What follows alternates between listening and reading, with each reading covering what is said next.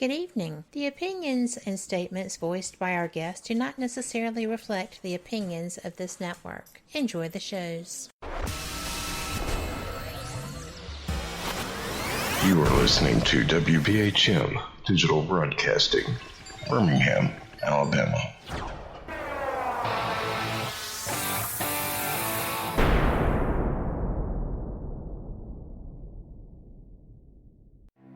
Headline edition, July 8, 1947. The Army Air Forces has announced that a flying disc has been found and is now in the possession of the Army. Army officers say the missile, found sometime last week, has been inspected at Roswell, New Mexico, and sent to Wright Field, Ohio, for further inspection. Now, historic films made in the spring of 1948 and just released show Eniwetok preparing for heavily guarded and still largely secret tests of new atomic weapons. The test's purpose is to measure atomic effects on thousands of different materials, 30,000 tons of them, not, as at Bikini, to prove military effectiveness.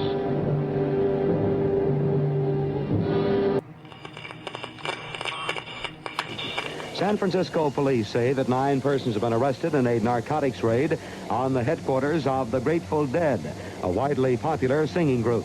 2 members of the group, Rod McKernan and Robert Weir, and their business manager, Danny Rifkin, have been booked on suspicion of possessing narcotics.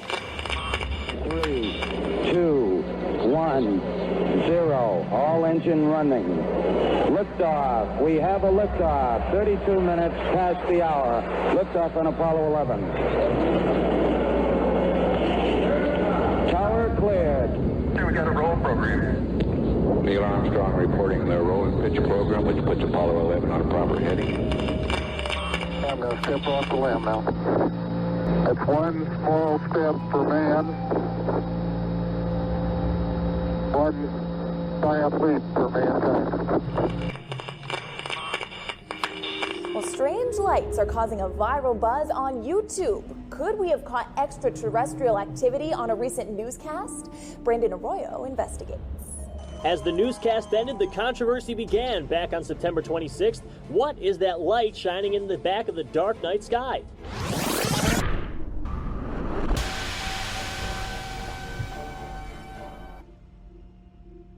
With coverage reaching all the way back to 1948, for over 70 years, Fate magazine has brought you reports of the strange and unknown, all of them true.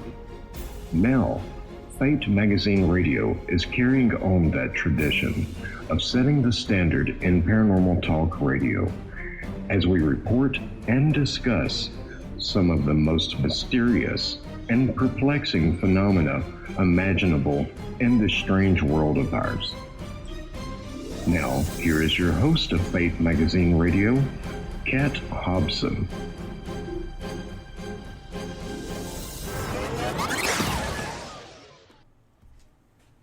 Good evening. Welcome to Fate Mag Radio, the online voice of Fate Magazine. I am Kat Hobson, the voice of Fate, as it were, and I am so glad to welcome you. You know, we have had so much going on. There's this on the left, this on the right, this underneath, all the shiny objects that are trying to catch our attention. And I think that the reason that I love doing what I do is to take you away from that, even if it's just for a couple of hours. My guest tonight is a perfect choice just for that bit of escapism. But you know, it's not really escapism, because what we're going to be talking about tonight covers a lot of ground, and there's a lot of new stuff, and it's earth-shattering. So, and I don't say that lightly. You know, I am prone to go on about the weather, but there's some serious things happening in the world of science, and it is absolutely exciting. I can't wait. There's going to be news breaking tomorrow, and I think that everyone on the planet that is not, stuck in a loop is going to be taken aback by it. It's just way too cool. So the person to help bring this information, as well as so much other stuff, and I do want to talk about the book, and is Ryan Sprague. Ryan is an author. He's a playwright and screenwriter. He is the host of Somewhere in the Skies. He is fantastic. I think that his writing for different publications is some of my favorite stuff. He is freelance and just has the best time and writes the best information. I did not realize that he was one of the people I followed on Futurism, so that was fun. And a lot of y'all who check out my little few good science articles that I post in once in a blue moon may have seen him right there too. So I am just so excited to be able to welcome you, Ryan. Thank you so much for joining me tonight. Oh, my absolute pleasure, Kat. I've read Fate magazine so much in the past, and I've been following the radio show for a while. So I was so happy to finally meet you in person, not too long ago, in the grand scheme of things. So no, thank you. It's an honor to be here. Well, I'm thrilled. I have, I first started following you well before Pasadena. And when I had gotten connected, because I went to the first Alien Con, which was kind of dramatic. It was not anyone's fault. They were just overcome because they had so many people show up. Right. And they were expecting 3,000 and got about 9, 10. So, 1,000. Not 9 or 10 people. 9 or 10,000 people. And they were doing the talking, the actual lecturing in the great big conference, what are those called? The arena areas where the vendors are. It was just amazing. It was amazing. Yeah. It was. You had George Norrie, Jim Mars, Linda Moulton Howe, Nick Pope, all sitting at a table. No one could hear them. And people were trying so hard because, the acoustics were so bad. It was just really an exciting moment, but it didn't last. I mean, nobody truly minded because it was such an exciting thing. And the information was happening, and you had George there who was kind of moderating the discussion. And Linda, Jim, and Nick just sharing as they could. It was brilliant, really. Yeah. So, it was so cool. It was so cool. And Pasadena was my first Alien Con experience. Mm-hmm. And, I was invited to speak, and I'm like, oh, cool. Yeah, that would be really fun. And I had no idea what to expect. Maybe 2-3 people would show up for my talk.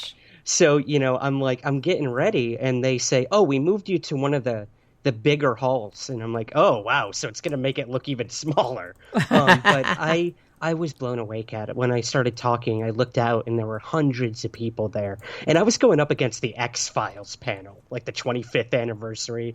David Duchovny was there, and the guy who played Skinner on the X-Files. And I'm like, oh, there's no way anyone's going to come see me talk. But they did. And it showed me how supportive this community can truly be. And Absolutely. It blew me away. So, and it's brought me together. I met you at this. So it's just building this community. So I hope they do this again in the future, when live conferences happen again, right?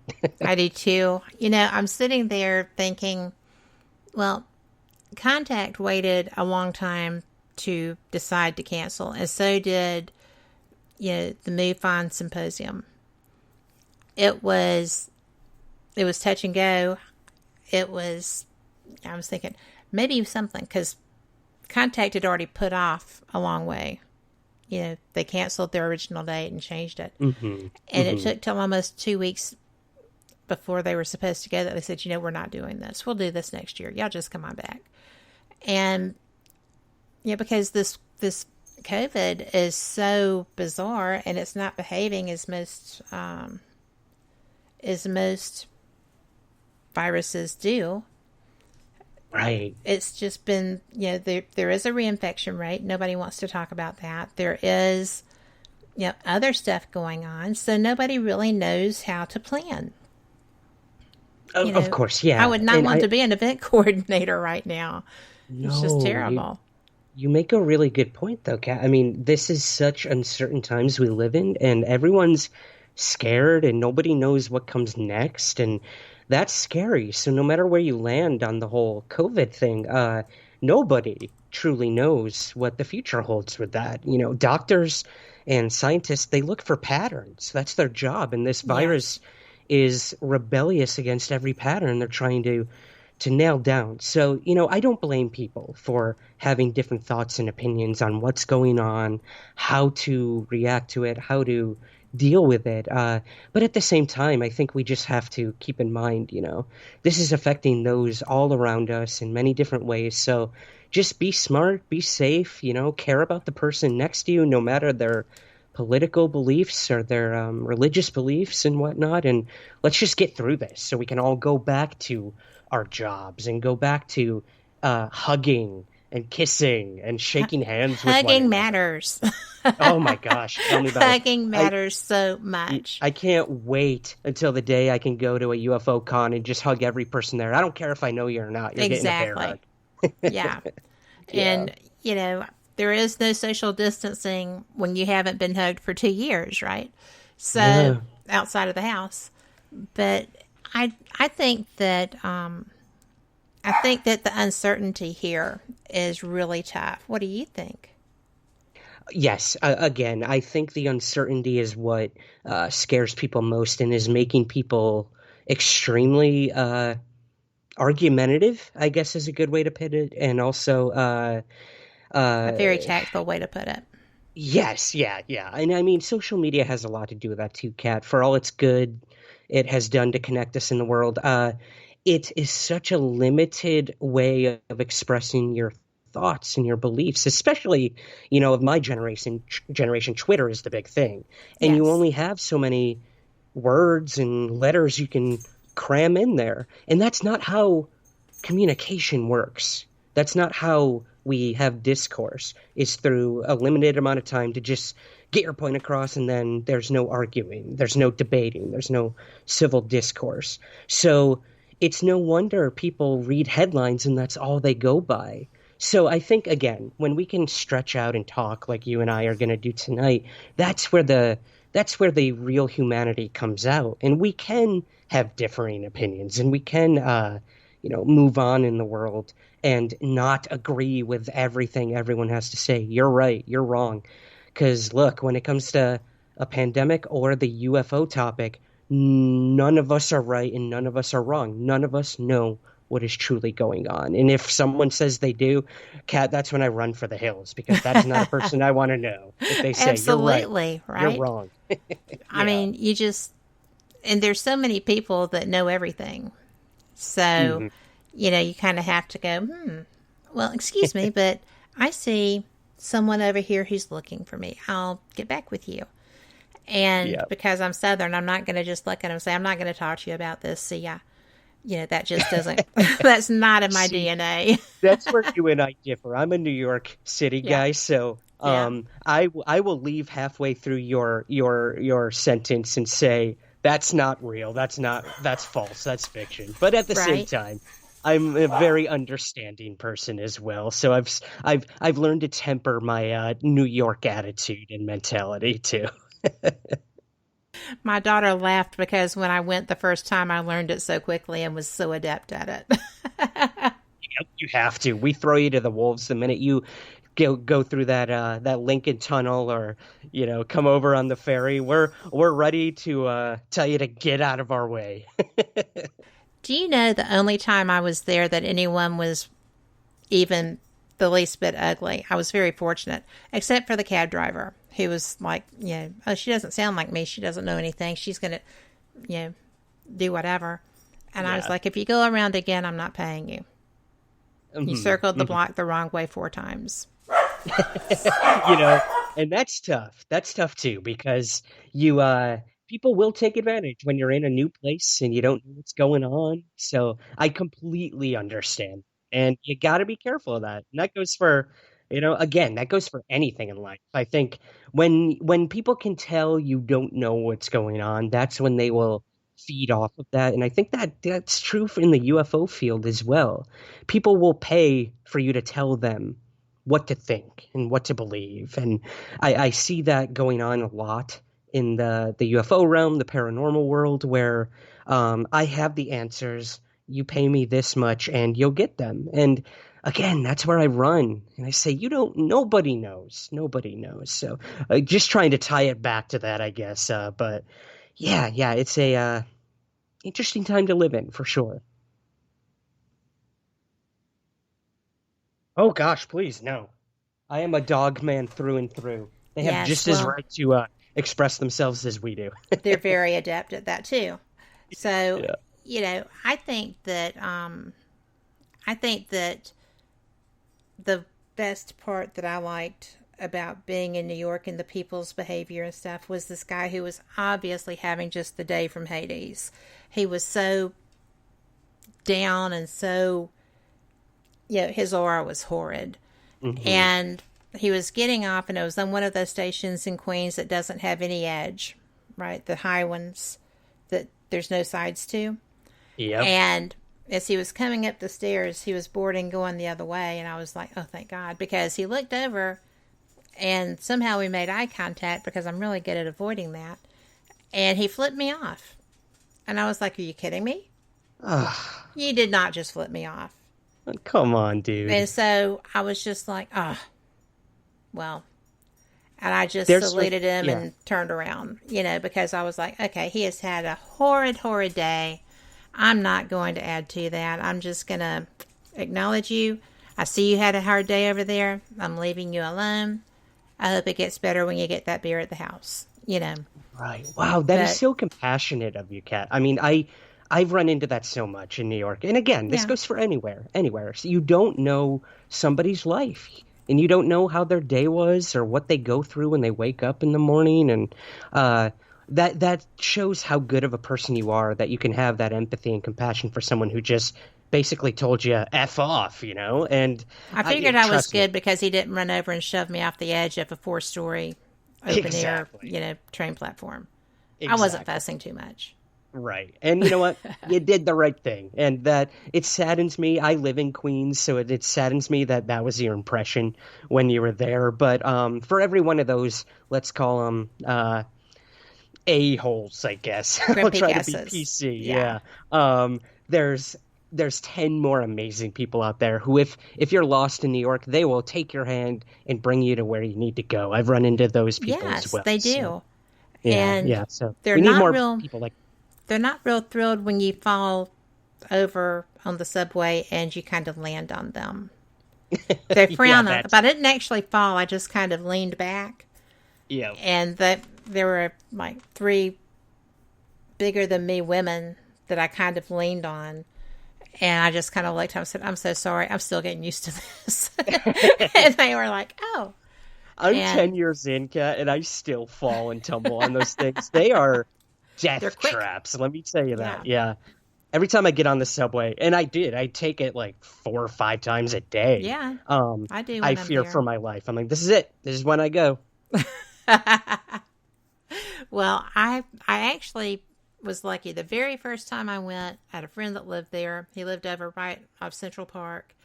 And he told me how to get everywhere, and he told me how to use the train. And he told me how to figure out he showed me the app. Yep. And from that point on, nothing at all. So, because she started in Bed-Stuy and moved to Queens. So, it was a lot easier getting around from Bed-Stuy than it was in Queens. Yeah, absolutely. I know. For those who have never been to New York, it's funny. I have friends who live in Manhattan, and trying to get them to come to Queens just to hang out, it's like they live on another planet. Like, absolutely not. Absolutely not. I'm not going all the way to Queens, because again, It takes a long time. It's it's not a huge city, but there's billions of people, and only so much. Yeah, that's a very good point. Yes. Manhattan is emptying out at an alarming rate. Ooh, tell me about it. I'm actually I escaped New York as well, and I'm off the mainland right now. But I was there for about 100 days of the epicenter when it was terrible, and I live near a hospital, and every 2 seconds, ambulance coming up and down the street, fire trucks, helicopters shipping in stuff to the hospital. It was scary, and it really starts to eat away at you emotionally, mentally, and it finally got to the point where my partner and I were just like, we can't take this anymore. Like, we're miserable. So we got as far away from New York City as we possibly could. But you know what? I love it. It's where I feel myself more than anywhere, and I can't wait to go back, to be honest, when hopefully things get better. Well, I hope they do too. And I love the city. I absolutely love the city. And, you know, you could be walking past somebody who was an alien and you would never know it. They, you know, they'd still acknowledge you. And, you know, it's really unusual in that it's supposed to be such a, don't make eye contact, don't talk to anybody, you're going to get your throat cut, you're going to get your purse cut off of you. And I almost did the first time, but I figured that out really, really quickly. But it's so interesting, because where else can you go into a building and turn a corner and you're sitting there looking at Starry Night? Right. Right? I mean, I still get goosebumps. It's my favorite piece of art. And that's so my funny friend you knew mentioned that. Yeah, you walk around the corner, there it is. That's part of my UFO thing, I think. I've always been pulled that way. So it was a cool thing. That's awesome. And I didn't mean to jump on you there. I got excited when you said that painting, because that's I went to that museum once, Kat, and I you know, oblivious, naive 20-somethings me went right up to it and like had my friend take a photo of me putting my head up to the frame. And of course, the security guard ran over and said, what do you think you're doing? Like, you can't touch these things. These are works of art and worth millions. And I was an idiot. I had no idea what I was doing, why I did it. But it was there. It was there, and I have placed my head on Starry Night, and I can, I guess, brag about that, but also be embarrassed that I didn't know better, that you can't touch these things. Depends on the hair products, too. That too, so, yeah. I feel like I had bleached blonde hair back then, so hopefully I didn't get any trace chemicals on there. Probably they checked it when you left. Yeah, exactly. You know, I think that's funny that city has such a draw for so many people. I've never lived anywhere except the South, and I had never been there until my daughter moved there. So it was a whole different world for me. I had lived in Atlanta for some time, but outside the city. Okay. So it was just brilliant.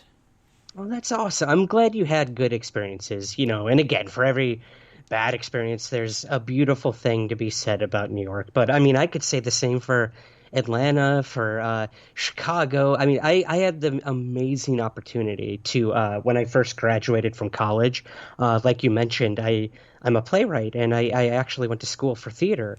And right out of school, I had the opportunity to travel the entire United States for 2 years and perform for underprivileged students and stuff like that for 2 years, doing educational theater, whether it was literature or you know, science-based. We would go out and do these plays about what the kids were learning about in school and kind of bring it to life. And I distinctly remember going to Atlanta and Chicago and all these small, you know, places in the South that don't get a lot of that exposure to live theater like we're spoiled to death in New York or absolutely or California, you know, to the point where in California, I mean, the kids were not even paying attention to us because they're in the epicenter of entertainment and they don't care and they don't appreciate it like someone from the South would. And I just remember being in Atlanta specifically. And also where else? I want to say Shreveport was another place down south where we were performing. And these students had never seen live theater in their lives. And to hear reactions and to see the looks on their faces and they were cheering for certain characters. And this is stuff you don't get anywhere else. They appreciated what we were doing, and they found something beneficial with it and educational. So again, I think that's when we can really bridge those gaps between, oh, we're sophisticated New Yorkers, which is all an illusion, to be completely honest, and someone in the South who's never been to a Broadway show or a musical or something like that, and we can all just be like, wow, this is powerful. Live theater, it's a dying art, but I don't think it's ever truly going to go away. It's not going to die. No, because it's imperative to us as a civilized people, I think. Right. My daughter was a theater major, and okay. She's a choreographer. She's not doing that now, but that's, she was a performer as well as choreography. She is a great choreographer. I wish she would do that for a living. I don't know anyone else really better than her, and that's not just the mom. Her work impresses directors and producers too, so it's all good.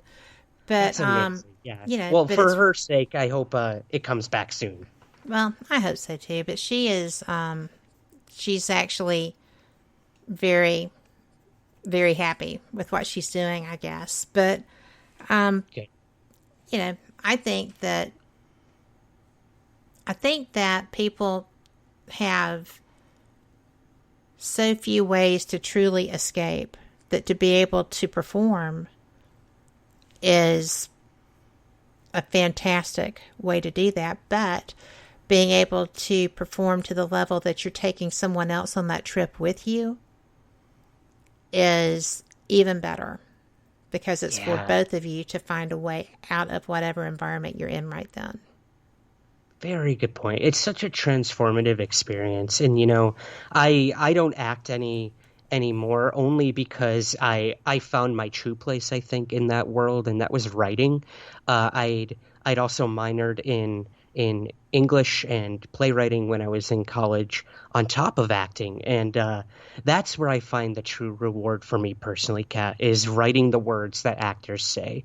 Because, as the mother of an artist, like, there's so many ways to interpret the words or the choreography or the ways in which we express ourselves. And I've learned so much from actors performing my words, and even changed my words at times because of what they've taught me. So again, that collaborative art of theater or performance is something I hold so dear to my heart. And the same can be said about UFOs. It's these two worlds that I've lived almost my whole life side by side, and I was so afraid to sort of intersect them or intertwine them until I met my mentor, Peter Robbins, the UFO researcher who grew up in New York and grew up in the theater world as well. And I found my mentor in that. He was the same as me.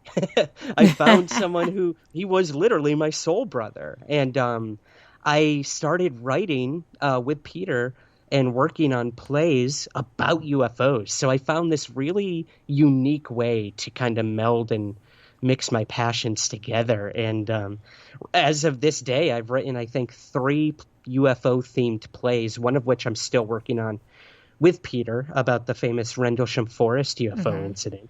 And 2 other plays, a comedy and a drama. And it's just amazing. I can't tell you, I don't think I've ever really truly found another UFO play out there. So if that can be my contribution to the theater world, I think I've done my job. Well, I was just approached by Philip about interviewing him.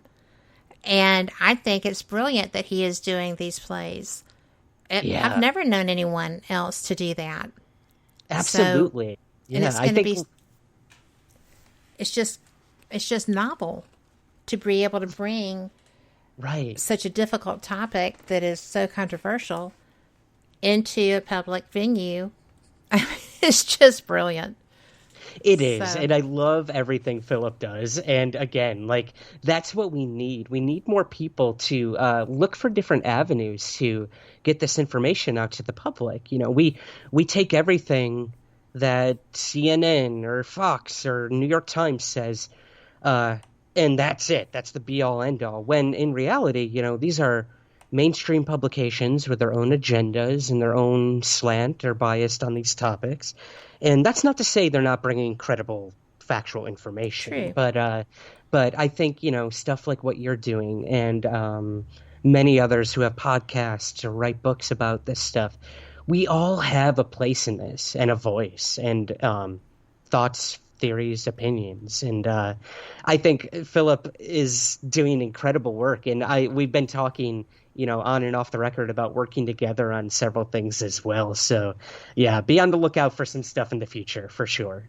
I am already anticipating it. I am absolutely thrilled.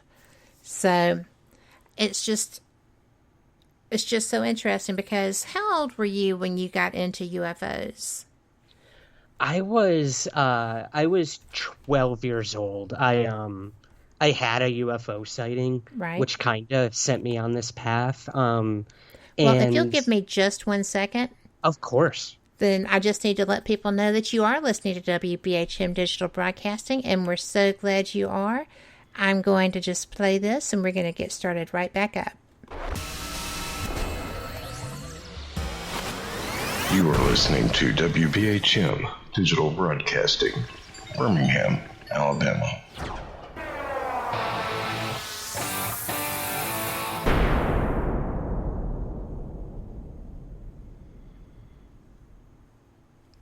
I figure that since I'm foregoing the breaks for this interview, we're going to at least have to do our actual, hit it for the timestamps. Of course. So I am so excited for you to share this. It's pretty astounding. Yeah, I had, like I said, I had a personal UFO sighting that kind of set me off and got me interested in this cat. And I didn't know what I saw. I can't really tell you what it is up until this day. But yeah, this was in 1995. I was fishing. It was turning dark. I was staying at a motel with my mom and dad. We'd go up to central New York. We have all these little small rivers and lakes and stuff up there. It's beautiful.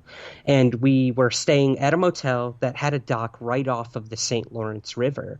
And I love this because right on the other side of the river was Canada. And, we'd see the boats go by with their Canadian flags, and they were always so nice and waved to us. Like, I wish more New Yorkers were like that. But yeah, I loved it. And I would sit on the dock for hours and just fish by myself and listen to music on my Discman, my portable CD player. And oh my gosh, I remember the Discman. Yep, that brings you back, right? A ways. Yeah, you'd have to change the batteries every 4 hours on those things. But I've always been kind of a loner. I love doing things by myself, whether it's writing or reading or watching movies and listening to music. So yeah, I really got interested in fishing at that time. And I remember it was turning dark. And I decided I was done for the night. Go in, watch a Yankees game with my dad, do my son, due diligence and watch the sports. And I was reeling my line in, and I saw lights in the water. I'm like, what the heck? Is something in the water? So I bend down at the dock, and I'm looking. I'm like, oh, Ryan, come on, man. It's clearly a reflection. So I look up, Kat, and yeah, that's when I saw what I saw. It was 3 white lights in a triangular formation and some kind of reddish light in the middle, kind of your prototypical triangular UFO, I guess you could say. I didn't see a craft or a structure connecting the lights. I just saw lights. Right. But it was very very pointed and triangular, and it was silent. That was the other big thing that struck me and many others who've seen these triangular craft or formations. And I remember it was silent because I ripped my headphones off, and they went flying down the dock, and I could kind of hear the music still playing on them, but all else I could hear was the water hitting the dock. And whatever the lights were above me, it was not a plane because it made no noise whatsoever. Right. It was hovering there. So what plane just hovers? Come on. And I was scared. And it took me a little while, but I finally squealed to my dad inside, and he he came out and he actually saw the tail end of this, whatever it was, Kat, start to coast over the water and head towards Canada, and it disappeared. So, I mean, my dad saw it, so I know I wasn't imagining it. Right. Well, you always think that, right? Yeah. You kind of have to shake that out of yourself and realize that, yeah, this is really what I'm seeing. Yep. And I didn't know it. Like, I didn't know what I was looking at. I was 12. Like, it could have been a blimp. It could have been a top secret military craft, or it could have been a legitimate extraterrestrial craft. I'll never know. But, no. My dad was pretty uneasy that night. I was looking to him for answers. Like, tell me what I saw, Dad. Right. And he really couldn't. And that shook me, and that scared me, that even my father, my protector, couldn't explain this. And that ate away at me for years. And probably ate away at him too. Absolutely. He wanted to explain it, and he was never into this stuff. I wasn't into UFOs or anything. Maybe I saw Star Trek once or something like that growing up, but I was an athlete. Like, I played baseball for most of my life, even leading up to my freshman year in college. So, like, that was my life until the theater bug hit, and then eventually the UFO thing crept back into my life later in life. I denied this topic for so long, Kat, like, to the public at least. I was writing, like, essays to myself about Roswell or the Betty and Barney Hill abduction, but I wasn't sharing this with friends or anything. Whenever I tried, they made fun of me. So I kind of kept that beneath the surface for a really long time, until many years later when I started writing about it, I guess semi-professionally, writing for magazines and websites, and then I embraced it. And then when I decided to write the book, that's when I fully embraced it and decided to tell my story of what I saw in 1995. And I struggled with that. Like, I didn't want to talk about it. I denied it. People asked me if I had a UFO sighting, and I would tell them no. I flat out, I guess, I hate using this term, but I guess I lied. And I said I didn't. But, and that really, I struggled with that for a while, because I'm like, who's going to take me seriously if, like, I myself denied this for so long? But when I decided to write my book and give voices to hundreds of people who'd had UFO sightings, that's when I sat down with my girlfriend and my father, and I said, like, should I do this? And they told me, you have to. It's essential. And they were right. If I'm gonna back up these people and bring their stories out to the public that had never been made public before, I had to be comfortable and courageous enough to do it myself. So it was a big learning experience for me. The more people I interviewed about UFOs and having seen them, the more I learned about myself and how important it is to talk about these things and to embrace it, and not deny it. So, yeah. Well, I just never really had anybody to talk to about having experiences. And the first time I went to a conference where they had like contactee, abductees meeting together, I was just like, oh, I'm not sitting there. I don't want to hear that. And I don't know why. So when I went to a different event, I met Stanton's writing partner, research partner, and who is just brilliant. But Catherine Martin. So if you didn't already know, Kathleen. Yes. But for our listeners, I do know her name, I promise. But but I read her book that she had done about experiencers and what to do if you've had that happen and that kind of thing, how to prevent it in the future possibly. And it's on the shelf behind me. I should have pulled that out. I didn't really expect to be talking about it. But it was very overwhelming when I talked to someone who knew about that, and then knew that she was going to be facilitating a discussion group. And I said, I just wasn't comfortable going into this before. And she said, well, maybe, you can take off your press hat and come in here and let's see what you think of this. Mm-hmm. And so I did. And it was such an extraordinary experience that I didn't really know what to say. I was uncomfortable the more in-depth people would get with that. And the book, by the way, is Extraterrestrial Contact, What to Do When You've Been Abducted. And it's a very good book. You don't have to have actually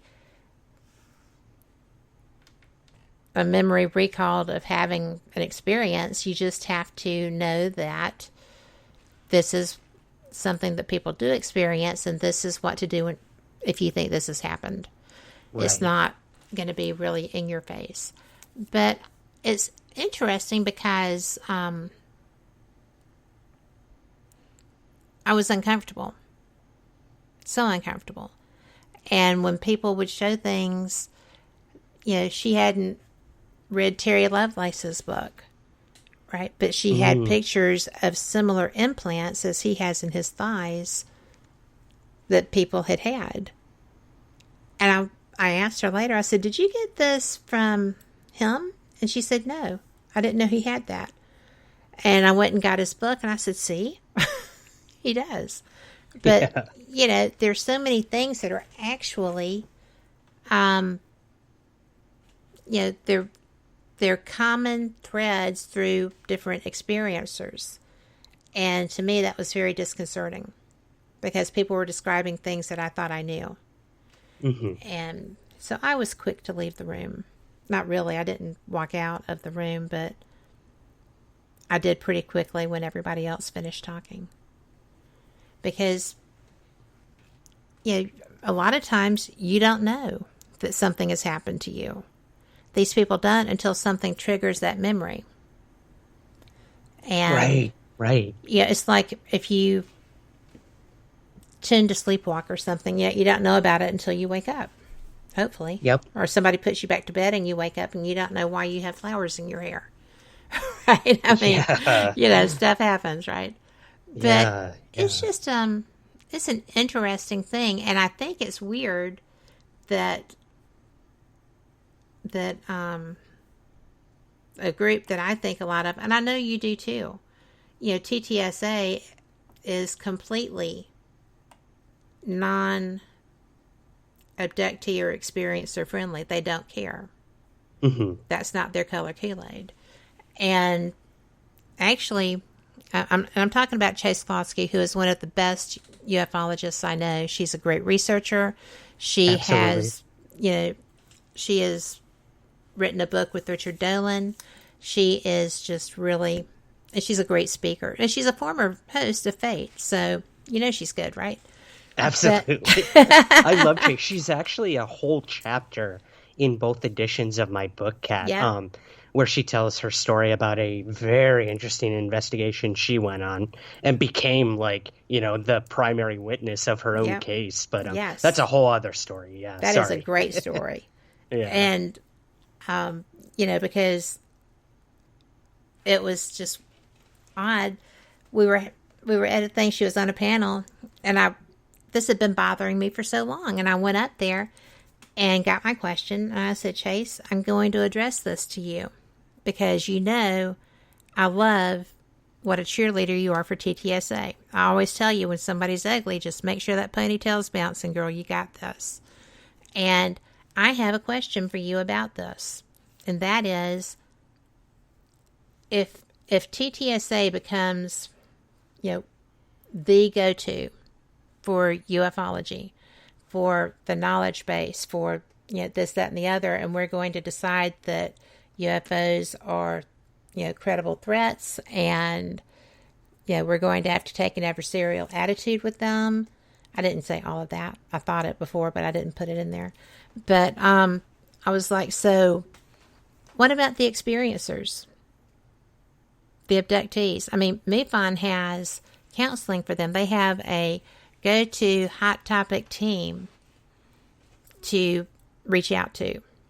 Right. And, it's on their website. If you're an experiencer, if you've been abducted, go to MoveFind.com and look for, a contactee form to fill out.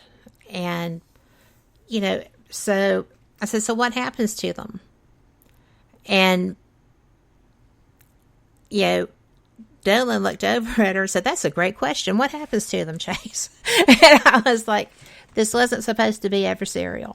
But, but I think it's a valid question. The people in your book and people like them in the future are not going to be comfortable in that scenario. What do you think?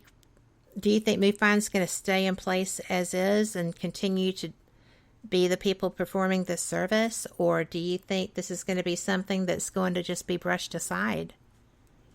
I hope not, because I do, I see this dichotomy between what's in the mainstream public and that's, To the Stars Academy, Tom DeLonge, a strictly nuts and bolts military study and investigation into the UFO phenomenon. And that's fine. Like that's the angle they're taking. That's the lens in which they're viewing it from. And I don't blame them. When you have a whole group made up of intelligence officials and former counterterrorism directors and that's whatnot, their mindset. That is their lens again that they're viewing this through. Is it a potential threat? It could be. When our own pilots don't know what they're dealing with in our skies and they don't know how to react to it. Mm-hmm. Because that could have gone the wrong way. Yeah. Somebody could have taken them as a threat as they were tracking them, especially when they got the radar lock. And, that could have gone all sorts of ways. Yes, exactly. And, I do think the actual threat comes more with our human reactions to these things and the potential threat they could be, and that our pilots don't know what to do in these situations. So I think it's good in a sense that we now have the Navy implementing new protocol into how to deal with aerial phenomena and how to report it. That's great. But I do agree with you that we have to keep in mind there's an entire other half to this entire puzzle, and that are civilian witnesses and experiencers who aren't military, who in droves are reporting these things. For every one military witness, there's 100 civilians, and there are people claiming abduction experiences. And we have to pay attention to that because that's a part of the puzzle. So again, while you have To the Stars Academy doing their thing, while you have Stephen Greer doing his thing on the other end of the spectrum, True. There is this middle ground where I think where I think what they're doing is good. I think what they're doing is good and interesting.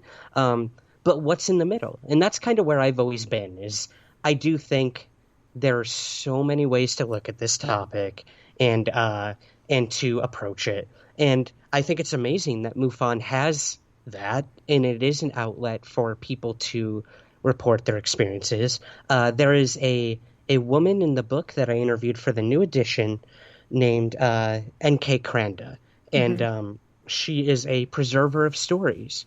And I think this is amazing. Like, it's not trying to solve what happened to the individual. You were abducted by aliens, or this was a miraculous angelic experience, or a demonic violent experience. It's let me record your story for prosperity's sake, and it's there, and you can tell it to someone. And sometimes that's enough closure for people. I finally can tell somebody, and I don't know. Even, I have half my book is about abductees and experiencers, but I don't know what happened to them, Kat. I probably never will. I wasn't there when it happened. But they can tell their story, and they can embrace it, and they can be either proud of it or at least be okay with it and not bury it deep down and never be able to share that with someone. So, yeah, I don't know where the whole abduction or experiencer or close encounter narrative or study is going, but people like Kathleen Martin, who I interviewed extensively in the book as well, is doing a huge service for this field. And we're extremely lucky to have her. Or people like Yvonne Smith, or the late John Mack. Who was the gentleman who did the? He was a podiatrist, and he took out implants. Do you remember his name? I do not. Oh, Roger Lear. There we go. Thank you. I knew it would come to me. We're incredibly lucky to have had these individuals and still have them. So let's keep going with that. And again, I really do think the answers lay somewhere in between everything. And we don't have to just look at it one way, because I don't think the phenomenon is one thing or one source or one intelligence. So let's keep doing all the things all the time, as a good colleague of mine. That's what I think too. I just was so concerned that this was going to be swept aside because of the drama of actually having video footage. I mean, because that's the gold ticket, right? That's what everybody's coming, to the party for. And it's just absolutely stunning to me that this is something that could possibly disappear because of all of the excitement over this truly huge story. And, God bless Lou Elizondo. If he hadn't come out, then I like how all of this played out. I'm sure it was planned, but it was planned well. And nobody did anything that got them in, enough trouble to prevent someone else from being willing to do this, or at least not publicly. And because they're public, they're protected. So nothing like, like good coverage that way. But absolutely, CYA at all times. That's a good thing.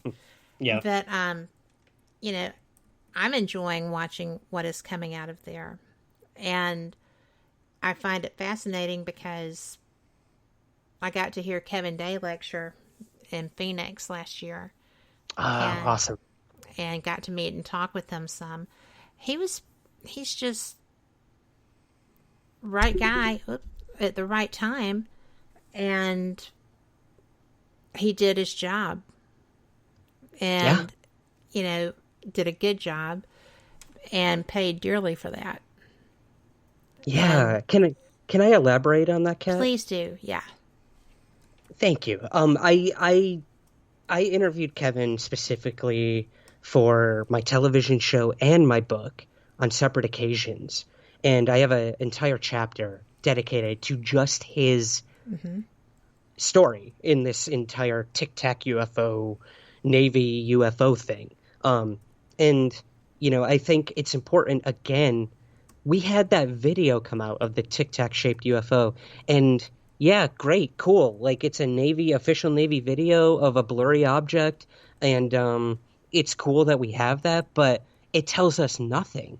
And until people like Kevin Day or Commander David Fravor came forward and gave us context and a story to what we're looking at in the video, it meant nothing. It really didn't. So I think, like you said, someone like Kevin Day, who was the first individual to track these Tic Tac UFOs, that's huge. That's huge. And he didn't talk about it for a long time. And that's a big deal. Well, and it he is. kept it inside for so long until finally the story got out, and his life changed after that. But like you said, his life was hard in those interim years. He didn't know, like, I was part of this huge event that the public will never know about. The Navy had no idea what was going on, and they told me not to talk about it. And how much that must weigh on these military people, I can't even imagine. So, the fact that you were able to hear him talk about that, and the fact that now he can talk about it without fear of ridicule, and all his servicemen and women beside him are now bolstering the story, that's huge, and I think that's amazing. I think so too. because, you don't think about somebody going through that having such a reaction to having to keep it in. And, that to me would have been frustrating. Yeah, agreed. So I'm so happy you brought him up because he plays a big part in my work right now. And I can't wait to hopefully get out to meet him again when everything settles down. I'm sending him my best if he's listening. I know things are tough right now in his neck of the woods in the Pacific Northwest. Yeah. And, I know that they were facing evacuation. I don't know if they actually had to evacuate. Do you know if they did? I don't know. Okay. I haven't. I know, it's tough right now for him, communication wise, and sure, I didn't want to be one of, many trying to figure out if everything's okay. But sometimes, sometimes we just have to, put it in fate's hands, as it were. As it were. Yeah. But I'm sure everything's okay. I hope so. I really like him. I think that he was interesting. I think that he did a great job doing his job.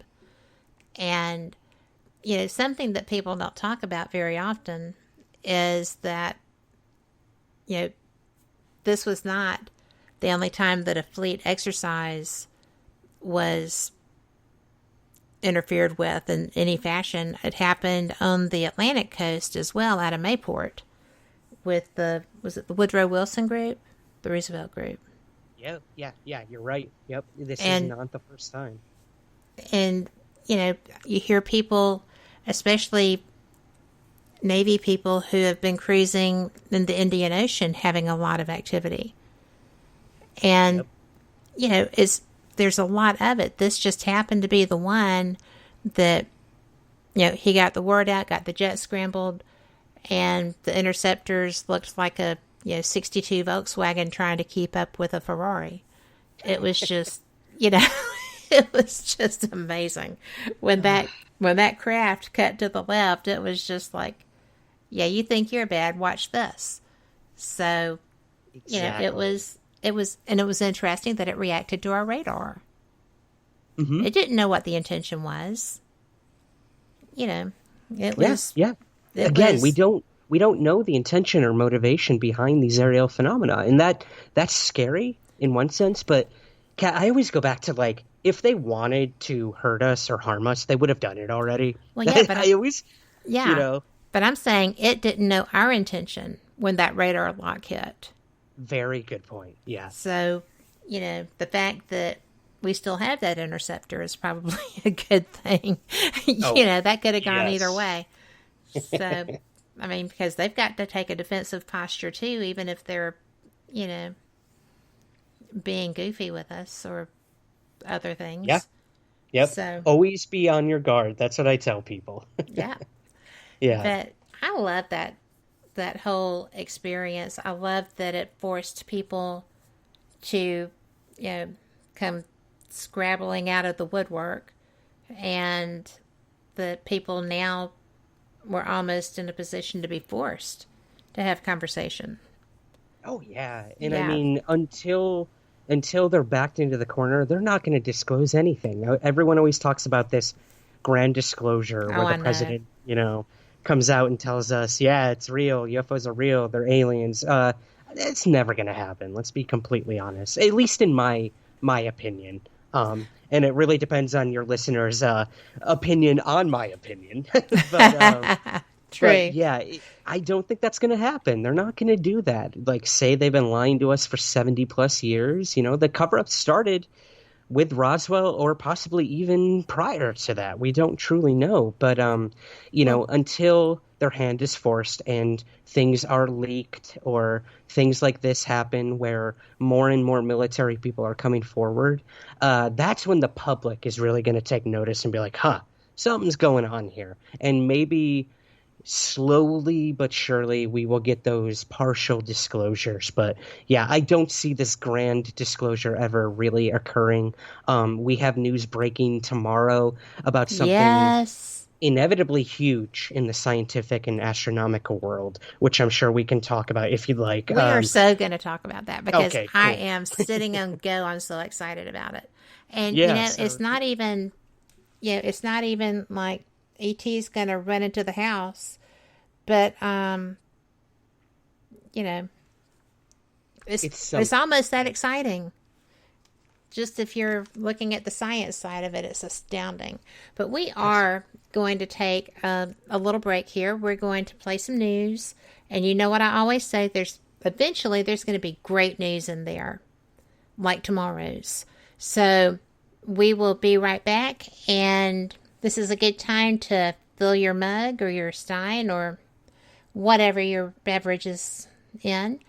And we will be right back. Thank y'all so much for being here. We'll catch you on the flip side. This message comes from NPR sponsor NCTA. With millions of students relying on the internet to learn, America's cable industry is stepping up its efforts to expand access for more families. More at ncta.com/distance learning. Live from NPR News, I'm Janine Herbst. Wildfires continue to burn in the West. At least 30 people have died. Dozens remain missing as around 100 fires burn in at least 10 states. In Oregon, entire communities have been wiped out, and dense smoke from the fires is blanketing cities in several states. Dr. Sarah Present is health officer for Clackamas County, a hard-hit area in Oregon, and she says people need to stay inside if possible. Right now, our region is experiencing the worst air quality in the world, and it's absolutely having an impact on people's health. The air is not just unhealthy, it's in the hazardous range. Everyone can have health effects from the smoke, and it's especially dangerous for our most vulnerable populations. The National Weather Service issued a red flag warning through tonight for parts of Oregon because of dry conditions and gusty winds. Former New York City Mayor and Democratic presidential hopeful Michael Bloomberg is committing $100 million to help Joe Biden win the state of Florida. NPR's Mara Eliason reports it's a strategic calculation. Bloomberg's investment is a potential game changer in Florida, a swing state with very expensive media markets that Trump needs to win if he is to reach 270 electoral votes. Biden, on the other hand, has several routes to 270 without winning Florida. Bloomberg's big investment would force Trump to spend more time and money in Florida and allow the Biden campaign to focus its resources on other states. Right now, Florida is considered a toss-up, with neither candidate showing much of a lead in the polls. Bloomberg spent about $1 billion on his own unsuccessful run for the Democratic nomination, and during the primaries, he promised to spend whatever it takes to defeat Donald Trump. Mara Eliason, NPR News. A federal judge is siding with state officials in Colorado and blocking the post office from distributing confusing mailers ahead of the election. From Colorado Public Radio, Allison Sherry has more. Colorado has had all-mail elections since 2013. State Attorney General Phil Weiser took the U.S. Postmaster General to federal court over the weekend, challenging a flyer distributed by the Postal Service that gives generic instructions about voting by mail. A.G. Weiser says some of those instructions are wrong in Colorado, and he called it reckless for the Postal Service to disseminate misinformation. The fact that they didn't do any homework before sending this out is malpractice. A federal judge agreed with Weiser and issued a temporary restraining order halting any further distribution of the mailers. The Postal Service has appealed the decision.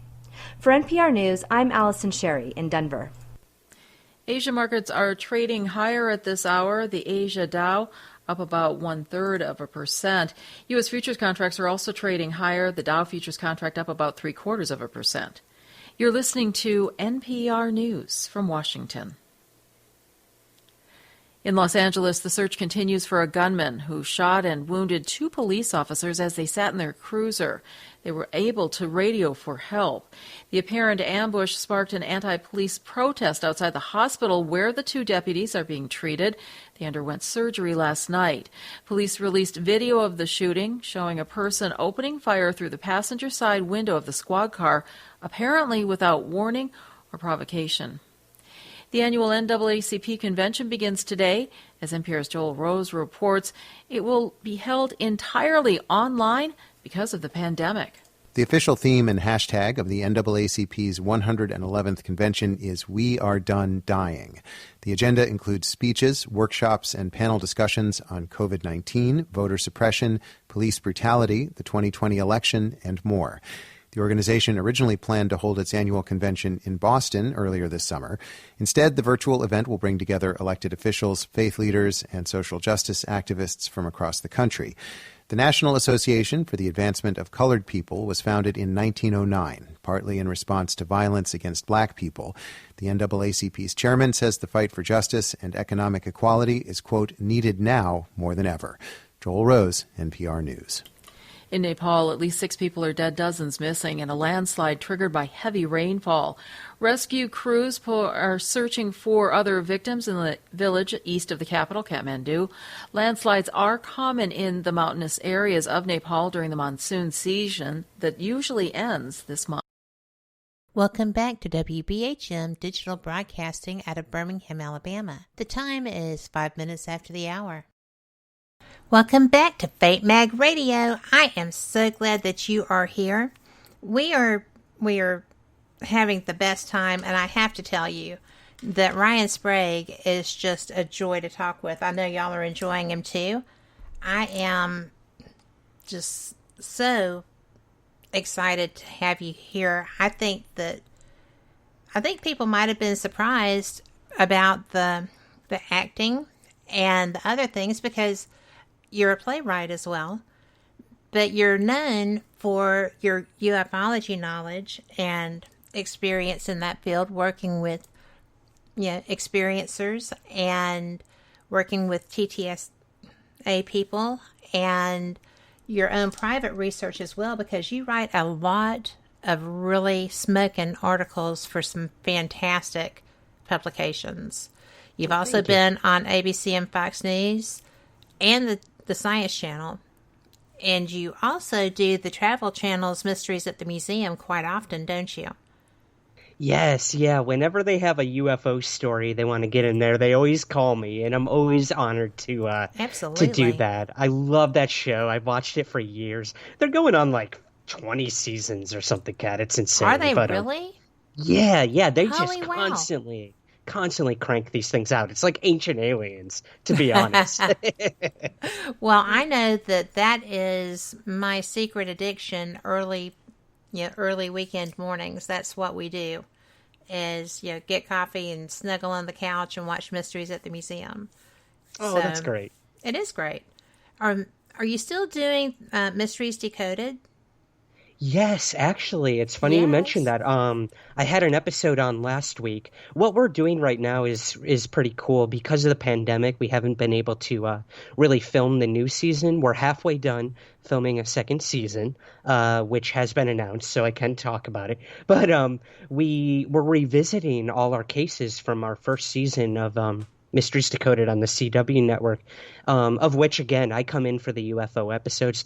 The show is hosted by a woman named Jennifer Marshall, a private investigator, and she's incredibly knowledgeable on everything you can think of. She's a former Navy veteran. In fact, we interviewed Kevin Day on the show, and those two talked for hours about like Navy protocol, and I was just like a little kid, like back and forth listening to these two talk. But yeah, we're revisiting all our cases, which include Roswell, Area 51, the Navy UFO videos, with some new updates and interviews. So you can, if you didn't catch the first season, you can watch it now on the CW. And we give updates. We interview new people and talk about new evidence that we found, which is really cool. That is so cool. Yeah, this upcoming Thursday we have an episode coming out about Area 51 with some updates on that. So I'm excited for people to see that. And if you don't have cable or whatever, Kat, you can watch the show for free on the CW Seed, which is like their Netflix, basically. It's totally free. Yeah, you just go to cwseed.com and all the episodes are there. So, yep, still working on that show and halfway through filming our second season with some really cool cases. So I hope I can share those with people soon. Well, I hope you can too, because I think it's just such a great idea. Yeah, and you know, I mean, it's television, and that's, you know, a lot of people take it with a grain of salt. It's entertainment, but I try to implement infotainment, as I call it, where if I'm going to be given the opportunity to, you know, go investigate Roswell or go to the gates of Area 51, you bet your butt I'm going to do it. And if someone's going to pay me to do it, I'm going to do it. And that's another thing. These television networks and whatnot, they have resources that we don't have as independent investigators. That's right. You know? So, like... And I have been stunned when I see that. It's awesome. And again, like, it's entertainment at times, all these ghost hunting shows, UFO shows, so there is that element to it. But if we can get actual information out to the public, unlike in any platforms we've been able to do before, I'm all for that. And look, I was able to get metals that were found at the UFO crash site of Roswell tested at an aerospace lab. Like, I could never do that by myself. But given that opportunity and the resources we had through the CW network, we were able to do that. So let's take advantage of these opportunities and let's do it, you know? Absolutely. And, you know, that stunned me when I was actually, I wasn't, the show wasn't about me. I was just on a show. And the way that the production team was able to come into this little bitty town and go to, you know, the newspaper, and the owner of the property had been researching for years, 5 years, trying to gain as much information as she could, because it was the production company from Travel. They got everything, and the people opened right up to them on camera, and I'm like, isn't that who you talked to? And she said, yes, it was. You know, so it was just like, holy wow. And they did a great job. They got all the information. And I'm going to tell you that I was so impressed with the work ethic of the team that was producing that particular show, that I was surprised, honestly. Yeah. I didn't know that producer had won 2 Emmys. I mean, they were outstanding in their field. Yeah. And I had no idea. Again, I think you're right. You know, when we can mix these entertainment outlets with actual information, it's great. And a lot of people don't realize that a lot of these producers of television, they have an actual interest in the topic. It's not just a job for them. And I'll tell you, with our show, our producers do incredible research. And on and off camera, they are chatting up these people that we interview on the show just as much as we are. And it's awesome. It's awesome to know they have a genuine interest in what they're putting out to the public, for sure. I just think it's funny how people they know how to get people to open up, you know, and provide information. They're very good at what they do, but that's a side thing. So I did not mean to step on your toes. Oh, no, gosh, no. I could blab forever. No, this is your show, Kat. But no, it's about you. So I love talking about the television aspect, because that is another big part of my life. You know, I'm a former actor in my other life, and a playwright, and I've written a feature film. I've written for television shows. So, like, that is my bread and butter. I work on Broadway in New York. That's my job when I'm not doing the UFO thing. So again, when I can mix all these things together, I feel like what a rewarding experience. And I'm so fortunate to have these opportunities. And I know they're not going to last. And I know that these things come and go. So I'm just trying to enjoy what I can now, use the resources I can with television, and get information out to the public that otherwise wouldn't. So, again, this Thursday, I hope people will check it out, the show, because we have some stunning updates to our Area 51 investigation. I'm going to be watching. Oh, thank you. So I am going to be watching. Well, you know, I think that I'm going to put out there, when we met, when we were in Pasadena at the same time, although we were mainly ships passing in the night, I enjoyed so much your energy. And you are fortunate to have the opportunities that you have, but you have worked very hard to place yourself in a position to attain them. And you didn't know, where that was going to work or where that wasn't, but you're very good at representing yourself well, working professionally, and, you earned everything that you're getting. So don't be quite so modest. I think you do a great job.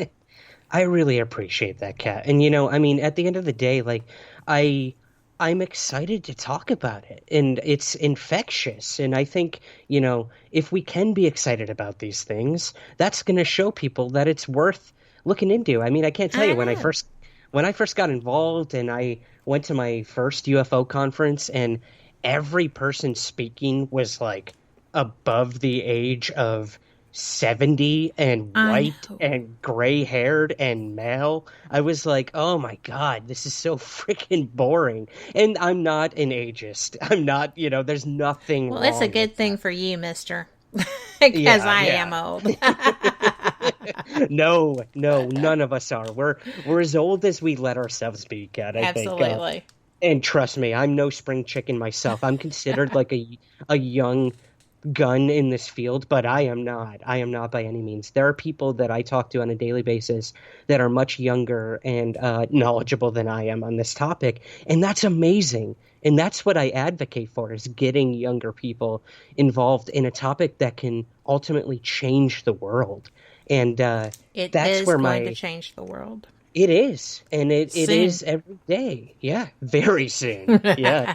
I know what we're leading up to here. I can tell, but they're dying in chat. Yeah. Okay. Good. Well, then let's do it. Well, we only have 14 minutes until our next station ID. I don't know. Okay. Do you think we can at least get started? I'm teasing. We've got to. These people are going to have a stroke in chat. Let's do it. Yeah, you take the lead on this, because I am so excited. I was just responding to Deep on something out there, and it's a big, hairy deal. Yeah, let's do it. I mean, I can't pretend to know any of the specifics, but for about a week now, I've been privy to, I'm sure, the same information that a lot of other people have been on and off the record. But we're supposedly getting a huge announcement tomorrow, Monday, about from the Royal Astronomical Society about the possibility of life within our own solar system. And I never thought we would see the day where that was going to happen. Maybe in another solar system or another universe, but we may potentially tomorrow be learning that there's the possibility of life on Venus. And I know. Not the first planet I would have guessed, Kat, but wow, if this is true and this happens, and I think we're going to get more information tomorrow about the specifics. I think so. Of signatures of life possibly being found in the atmosphere of Venus, not necessarily on the planet itself, but within the atmosphere, in the clouds around the planet. Well, and it's what has to be there, and it generally is caused by life forms. Right. That's freaking huge. It's huge. And the scientists that are bringing this forward, this isn't some grandiose, just pie in the sky idea. They are serious about this, and they're completely mystified that what they found. And again, these are biosignatures, gases within the atmosphere that contain life. Specifically. Yeah. Yes. Yeah. I mean, I probably said that wrong. That's okay. No, I don't think you did. Again, I'm no astronomer or chemist, but Deep has been talking about this too. Of this is huge, but I think it's important too. And I know you have a break coming up soon, but we're fine. We got 10 minutes. No worries. Oh, okay. See, I talk a mile a minute, so I always think. Yes, you do. I do too. More time than we need, but this we have to temper expectations too. We always do, and people are on Twitter and everywhere saying, we're going to find out tomorrow there's life on Venus. That's not true. We don't know that for a fact, but we do know that the possibility is there and that phosphine has been identified, and scientists don't know why it's there. And that's if our own scientists are scratching their heads and being like, whoa, this, like, we never saw this coming. One of the scientists in a video recently too said, this is weird. And when you hear a scientist say this is weird, we have to acknowledge that. And of course, like, anything could happen. And we're learning that there's a possibility of life on other planets as well. And we're learning every day of new planets being discovered. But the fact that we're finding it so close to our own planet, that's amazing. And something I never thought we would see. So whatever happens tomorrow, everything we're saying right now might even be rendered completely obsolete because they might have more amazing information to share. But I'm excited. I can't wait to hear what they have to say. And it's awesome. Well, you know, Deep, and for those that don't know, Deep Prasad is just a brilliant quantum physicist. He is... Y'all have heard me talk about him. He was actually participating with Kevin Day's organization. And, you know, when we had... what is Mike's last name? Michael... I know so many my Michaels, gosh. Kat. I'm no, sorry. he's an attorney. He's the one that did the awards, you know, Paranormal and... UFO Awards. What is his name? Good heavens. He's going to be so surprised that I don't remember that. But that's okay. Michael... Not Mike Asala? No? No, I just talked to him recently. Bear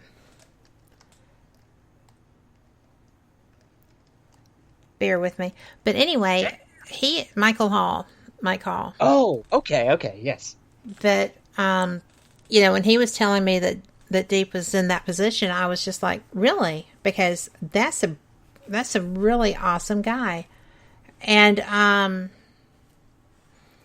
you know, it was interesting to talk to him about that, but he's a pistol. He is 200 miles an hour all the time. Oof, but but anyway, I just find it so interesting that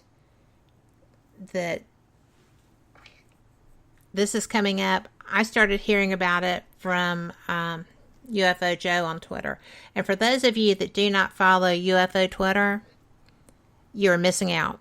You need to get in there. If you have any interest in the ongoing science, then, you know, work being done, there are some very knowledgeable people. Like Deep was at one point, you know, Toronto's 20 under 20, you know, thing as far as fascinating people and such. But there's so much happening that it's hard to keep up, and that's a great place to do it. But Deep actually said that only life so far is known for making enough phosphine. Doesn't mean, however, that there isn't some natural process that occurred at some point during Venetian history which led to a large amount of this compound being created and discovered. So he is keeping the balance, right? And, you know, and someone else shared, you know, it's not just that there is phosphine, but it exists where the habitable zone of Venus is. So, you know, realistically, all of Venus would have to be habitable for life as we know it to be there, but not necessarily just, you know, overall. Right. But this is huge. I mean, I know it sounds like we're backing off of it a little bit, and we're not. We're just kind of tempering it so that you don't run out tonight and, you know, throw a COVID party to celebrate that we found life on Venus, right? That's such a good point, though, Kat. I mean, again, the the information is leading to that, but Yes. we're not quite there yet. And I think that's what's important about science, is that like it's a gradual process, and it's malleable, and we constantly learn and evolve in our own science. So again, this is a huge, huge thing.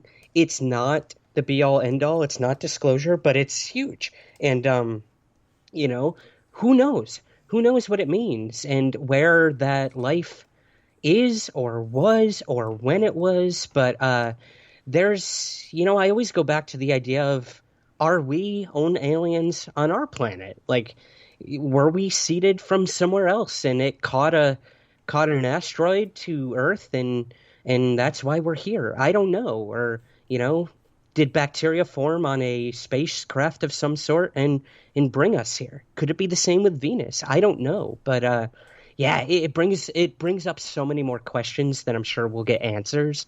But that's just as exciting, in my opinion. I know. Yeah, seeking is just as much fun as finding. Totally. But it's not quite as celebratory in public. Right. Everyone always asks me, fun. they're like, it really is. And I always get asked, you know, do you think you'll ever know what UFOs are? I'm like, no. And I don't pretend to. And I think there's a million answers to what UFOs are or aren't. But the journey and the people like yourself that I've met along the way, like, that's the reward. And that's the community that we've built and that we continue to take part in. And it's a family, you know, it's for some of us, it's all we have. And that's good, that there's somewhere we all can go to talk and feel like, be ourselves and talk about the weirdest stuff in the world without people laughing or ridiculing us. And when that New York Times story broke in 2017, and when this story breaks tomorrow about Venus, like, that's the I told you so to those people who made fun of us and who thought we were crazy. And we're all crazy until it's proven real. You know, the Earth was not round and we didn't revolve around the sun until it was proven real. So I think, you know, we have a long way to go, but this is a huge, huge step in the grand scheme of things. And I'm excited. I am too. And, you know, I think it's funny how people that are very interested in this topic are reacting, because, like, you know, this guy says, you know, our first look at what a global public reaction looks like to the media claiming that microbial life probably exists on another planet. And the options are crazy hysterics, positive acceptance, blank indifference, nutters blaming corona. But you know what, Kat? It's all of them. Like, yes, it is. Again, like, there's no one way to react to these things. And there's a great book written by Richard Dolan and Bryce Zabel. I'm sure you've read it in the past. AD, after disclosure, like when we learn that alien life is real, how does the public react? And I think, again, like, those hypotheticals are what keep me so fascinated. Like, will the economy fall? Will religion go away? Will new religions spring up? What will change in the world when we learn of life out there? And look, we're dealing with a huge crisis right now in the world, and people are reacting in many, many different ways. And I think that's the same to be said for these things too. I don't think there's going to be one way that everyone reacts. I think it's going to be like each individual. We're all unique in our own ways. We're all going to react in our own ways. And that's beautiful. It's also terrifying if you think about it, and everything in between. So I think that poll on Twitter or what have you is a perfect example of, there is no one way to react to finding out that life exists on Venus. And we're gonna see tomorrow. We are gonna see tomorrow. And I'm really very excited about this. I hope that with everything going on in the world, that it's not just us UFO geeks that are loving it, right? Yeah. And thank God, Kat, there's still things that we can look forward to. And this has been one of the most incredible years in the UFO world. And of course it would happen in the middle of a global crisis, you know, but hey, we'll take it. And again, it's something we can look forward to, and it's something we all have in common. like this curiosity. And when the whole world is kind of falling apart in many other ways, this is the kind of stuff, as like Ronald Reagan once said, that brings us back together, is this idea of an other out there. And now we're humanity. We're not Islam. We're not Christian. We're not black. We're not white. We're not gay. We're not straight. We're all humans. So let's put that mirror back on ourselves, come together again, and be like, holy F, there might be life on Venus. Right. That's crazy. And then how do we implement that into our world now, you know? Well, we realized that we spent way too much money planning to colonize Mars. Good point. Yeah. You know. Got to move all that stuff over to Venus now. But it's a shorter distance, so it'll be all good. Good point. Yep. I do need to let people know that you are listening to WBHM Digital Broadcasting out of Birmingham, Alabama, and I so appreciate that you are, because this is fun. This is both of our color Kool-Aid. My guest is Ryan Sprague, and we are just having a great time talking about what's coming up as far as the big reveal about potential microbial life on Venus. So this is so cool. But I'm loving it. I'm like, it's like Christmas. I don't want to go to sleep, you know, because I know I'm not going to sleep. I'm just going to be waiting to see what happens. But I do wonder, Kat. I wonder too, like, will this even make a dent? Like, when we learned of a secret Pentagon UFO program in 2017, this was a bombshell by the New York Times. Yes, it was. But then kind of teetered out, let's be honest. And like, but then it ebbs and flows. So I do wonder, like, with something tomorrow, will it make an impact on the world? I'm sure it will, and it will in many different ways. But yeah, I always wonder about these things. Like, oh yeah, cool, life on Venus. I still have to like figure out how I'm going to pay my electric bill tomorrow. True. Or like wake up and go to work or whatnot. If you have a job right now, God bless you. But yeah, I do wonder that too. Well, you know, I am interested because even Nick Pope has spoke out about this today. And it is, his take was very interesting too. But he says that discovering strong evidence of microbial life on another planet in our solar system doesn't make every UFO story true. But there are profound implications. Because if life arose on not one but two worlds in our planetary system, it suggests life is commonplace in the universe. So, spoken by a man who would probably know if that were true or not. That is a powerful statement. Yeah, and I agree. And like I was saying, like, are we actually Earthlings? Yeah, we live here, and we live, die here, but were we actually seeded here?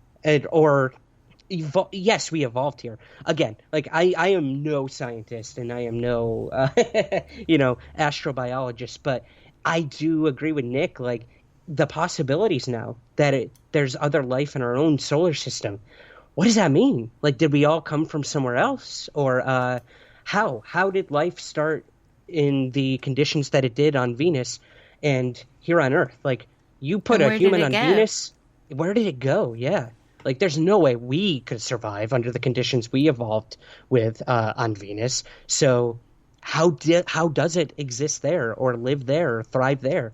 The possibilities are endless. So I think Nick makes another good point too of, this news isn't directly connected to the UFO topic, but it is in some ways. Of, if you believe UFOs are extraterrestrial in origin, another intelligence, and we are finding that there is other intelligence out there, there you go. But yes, it does not vindicate or prove every UFO case to be real, because we don't know what UFOs are. No. We don't know what they represent. Could they be from Venus? Possibly. There are many contactees throughout the years who say they met with Venusians, and I can't discount that. Again, I was not there. Right. But, I think he makes some really good points there. I think so, too.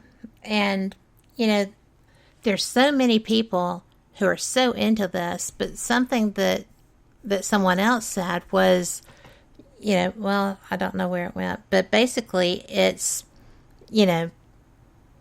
what is this going to do? When we actually have evidence of life on multiple planets in one solar system, in our solar system, what is that going to do to the Drake equation? Which is, for those that don't know, that is I looked it up because I didn't know how to say this word and I had to get the pronunciation.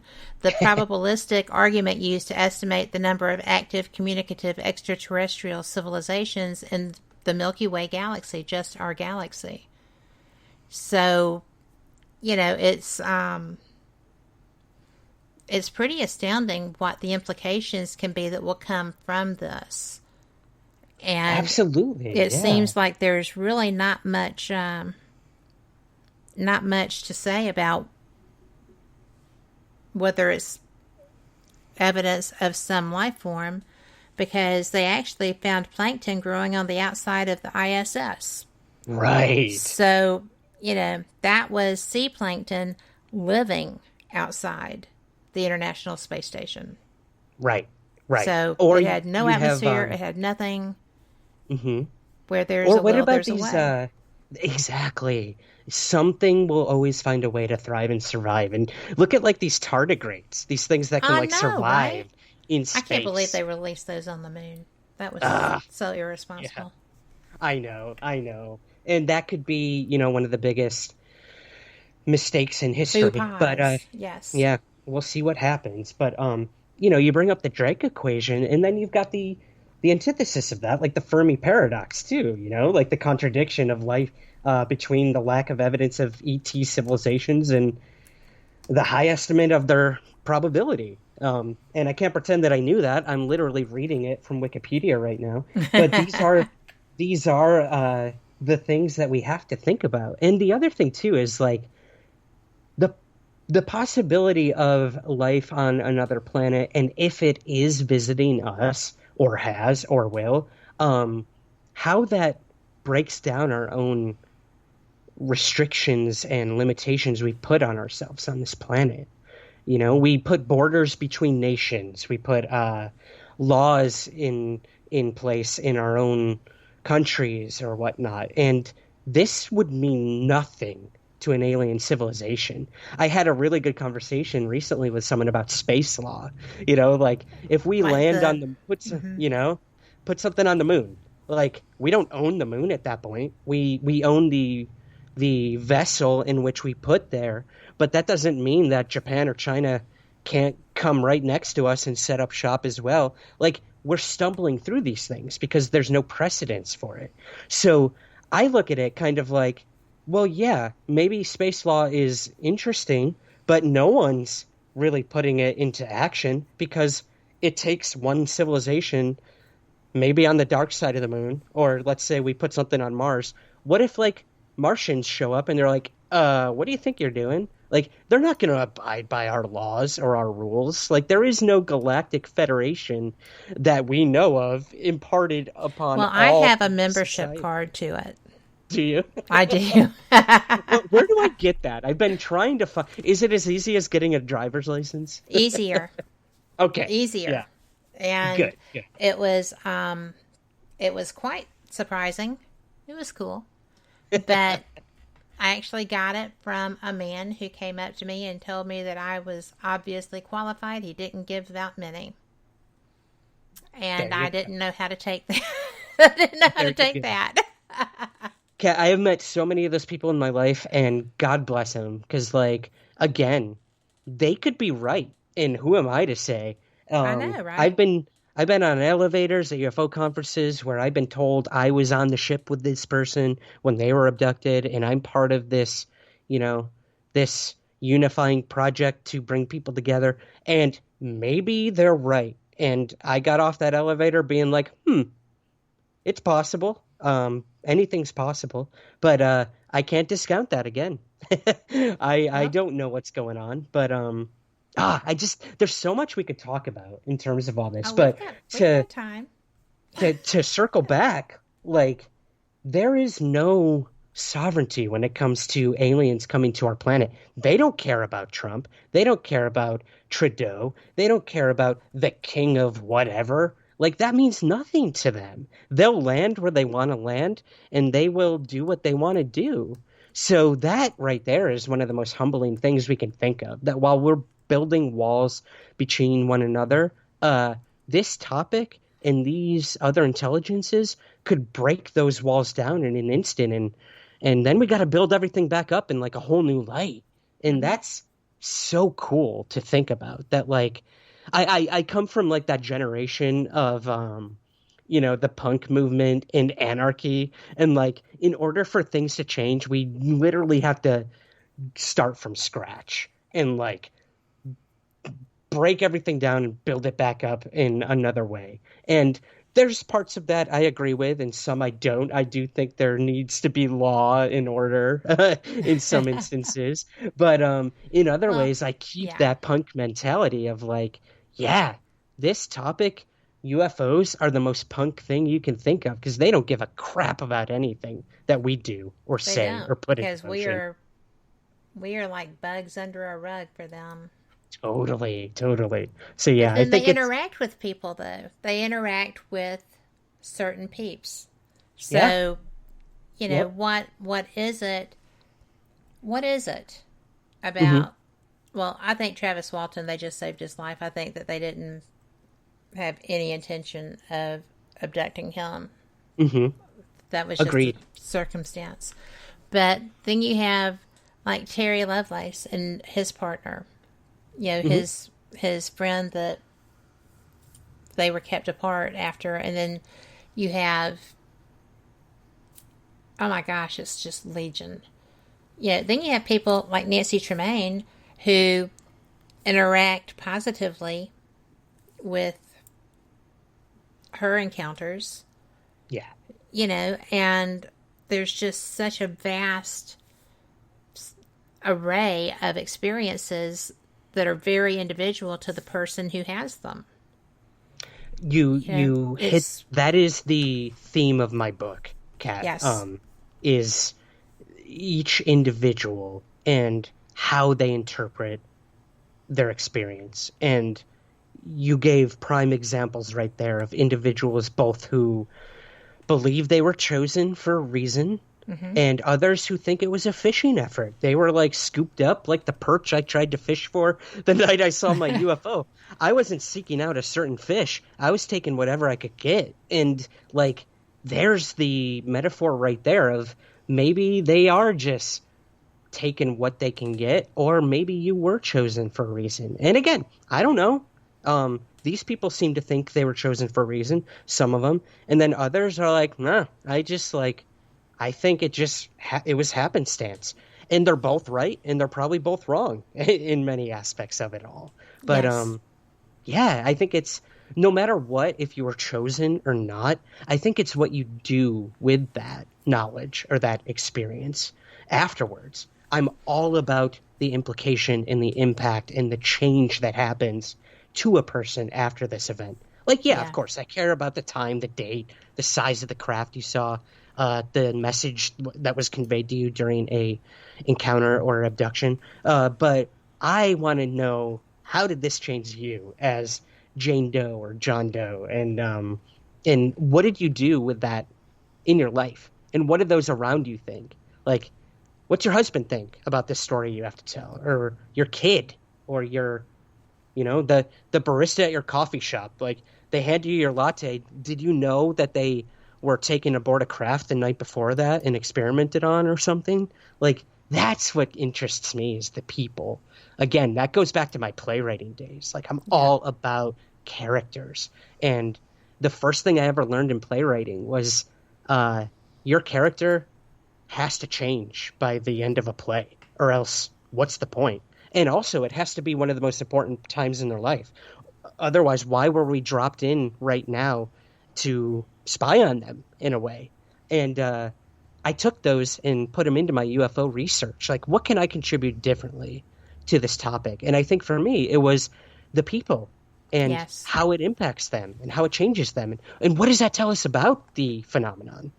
I always go back to, like, John Keel, and I go back to a quote of his saying, if we look far enough into the sky, we'll eventually see the back of our own heads. And that always stuck with me. It's like, wow, yeah, the more we look to the stars, the more ambitions we have as human beings to look for an other, it always comes back to us. And it always says more about us as humans. And I love that. I love meeting that too. people. I love talking to people. I love blabbing on your show and, about any and everything, because these are the conversations we should be having. And this is what unifies us, is like, whoa, these things are super powerful, these experiences, and they mean something different to everyone. And that's beautiful. That's beautiful to me. I think it is too. The thing that really I don't appreciate, because I don't understand, is how so many people who come back are upset because of the type of experience they feel they had. I think that there are not always, I don't think every alien is good. I also think that not all people are good. And it doesn't really matter about nationality, faith, upbringing, whatever. People who have the worst experiences living their life still turn out to be very loving and caring people. And that to me speaks volumes about humans. We are resilient. We see all these things happening all over the world. We still try to find ways to help people. And we don't try to run from it as a rule. Yeah. So that's such an empowering thing too. The woman I brought up earlier, N.K. Kranda, I asked her, like, what's the one thing you want to tell people who've had these experiences? And she said, it's almost like having been an abuse victim. And I hate comparing the two, but it's true. Like, you survived. So, be proud of that. You survived this traumatic experience in your life. And not only that, you were able to help other people. And I think, again, that coming back to people like Kathleen Martin, who's had experiences. Yes. And who was able to turn that into something to help other people. And you're right. Not all these experiences are good or positive for people.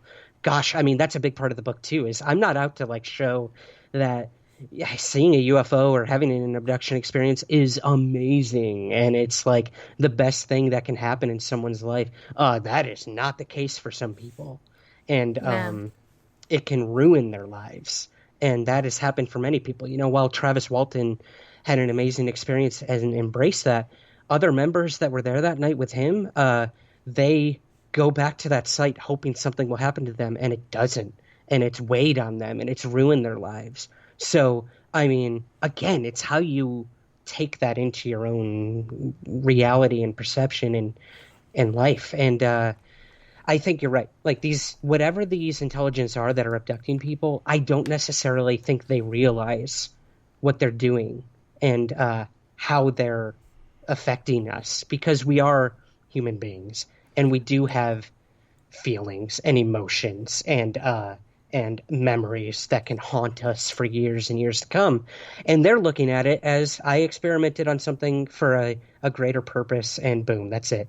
And if you look at some of these aliens that are supposedly abducting people, they don't seem to have emotion. And they don't seem to realize what they're doing to us. So maybe that's why they're experimenting on us. They want to learn what makes us have feelings or emotions. And how can they get that? Or what is that? Or how do they get back to that if, they once had it and didn't? So maybe that's why they're experimenting on us. I don't know. I can't pretend to know. But I think you're right. I think some of these experiences are very negative for people, and we have to acknowledge that. This isn't all love and light, and they're here to save us, and because we don't know that. And, right. When people say, a more advanced intelligence would be peaceful and would be here to help us. Give me proof of that, because because I've talked to people that say no. Yeah. Like, we don't know that. They could be far more advanced and intelligent and enlightened, but that does not necessarily mean that they're here just to bring us into that galactic federation that you have a card for. Right. Like, they could just be like... I'm hoping that's going to be my protection in the event of, like, an abduction thing. It probably See? is. I'm one of you. Now I wish I had one. But, yeah. Yeah. But, yeah, we don't know that. We don't know that they're going to save us just because they're more intelligent. That does not necessarily mean that they are benevolent, I guess. Well, benevolence, no. Benevolence, I think, is learned. I don't think it has anything to do with intelligence. That's a very good point. It doesn't with humans. So, some of the ickiest people I've known were extraordinarily bright. So, yeah. Yep. It's been proven throughout our own histories, too. It has. Intelligence does not equal compassion, for sure. But intelligence will get you a ticket to the country that took over yours and kicked your country's butt. So, and then pay you good money to build rockets. It worked out great. So yeah, it's a little crazy to think our entire space program was built on some of the worst individuals in history who did built by Nazis. Yeah, the most atrocious things, and I think people forget that at times. But it's for the greater good, Kat, to reach the stars, and that's a struggle we'll always have. I think is why we are ambitioning to get out there and explore. It's been built on the shoulders of some of the worst people in history. So what do you do with that? We can't take that back. We can't change it. I guess we just have to kind of roll with it. Well, it is all you can do, because you know what? There have been times in my life that I was not the absolute joy to talk to that, people enjoy today, right? Everybody has their moments. And, exactly. I'm a whole different person, in a corporate structure than I am having fun doing what I love. So, right. We have a quick question. What is your opinion on reptilians? Do you think they exist? That's a really good question. It's my favorite question. It's not my favorite, but she asks really great questions. Yeah. So I keep telling her she should have her own show. Absolutely. Okay, reptilians. I struggle with this one only because of the connotation that the reptilian has sort of taken on, I think, in society and within I mean, if one showed up, culture. They'd be beaten to pieces. Right. Because of a preconception. Exactly. And I do, the whole reptilian thing, I don't know how to answer this question, Kat, only because I don't know much about the reptilian race and what they are, who they are, or what they're here for. All I know is what I see in conspiracy culture is this is a race that is here to sort of infiltrate, take over. Our politicians are reptilians. This person is a reptilian. And I can't say responsibly that is true or not. We always go to the reptilian mind is not a good thing. But who knows? Who knows? So do I believe in the reptilians? Yes, because I believe everything until I'm proven that it's not real. I believe in the reptilians. I believe in the Greys. I believe in angels. I believe in demons until, I leave this mortal coil and learn that none of them are real or all of them are real. Ooh, what about the Anunnaki? Possibly. Again, I can't, I am in no place to say someone is right or wrong about any of this because I'm just stumbling along just like everyone else. And, I might know the dates and times and history of UFO cases. I might have my own thoughts and theories, but it doesn't make it any more right or wrong than the person who asked that question or anyone else out there. I think we just need to critically think and be responsible in what we do with that knowledge. I see so much conspiracy theory nowadays that lacks every critical thinking skill ever and is based on absolutely unsubstantiated claims and everything, and that's dangerous. That's what makes people go shoot up pizza shops and I know, right? Or drink bleach to cure the virus. So I think, again, we just have to be smart. We have to be smart, and we have to be open-minded too, but not enough where our brains spill out. That old cliche of be open to stuff, but also be aware that sometimes the obvious answer is the right answer. So that is a very long-winded answer to a question that I do not have an answer for. Yes, I believe they're real because I believe everything's real until it's not. I kind of do too, but I try not to be so open-minded that my brain falls out and I have to go and get it cleaned and stuff. So we can all use that every now and then. That's kind of icky. But, I have had experiences. Everybody does, even if they don't necessarily want to discuss them. But, there are experiences involved just in living life, and there are things that make you go, didn't I read about something like this? I think I did. I don't really remember exactly what it was, but yes, I know this. Mm-hmm. And I had that experience with a book called Anunnaki Awakening. And I don't know if you know Ray Davis or not, but he wrote that. And it was actually my first